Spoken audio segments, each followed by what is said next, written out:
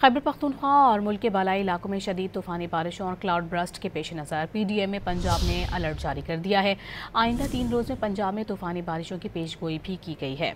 D G P D M Punjab Irfan Ali Kathia کی زیر صدارت ڈپٹی کمشنرز کا اجلاس ہوا۔ D G P D M نے کہا ہے کہ بالائی پنجاب میں شدید طوفانی بارشوں اور کلاؤڈ برسٹنگ کا خدشہ ہے۔ آئندہ 72 گھنٹوں میں ڈیرہ غازی خان کی رود کوہیوں میں بھی سیلابی ریلوں کا خدشہ ہے۔ موسمی صورتحال کے پیش نظر تمام انتظامیہ ہائی الرٹ رہے۔ مزید بتایا کہ مانسون بارشوں کا 7واں اسپیل زیادہ مضبوط ہے۔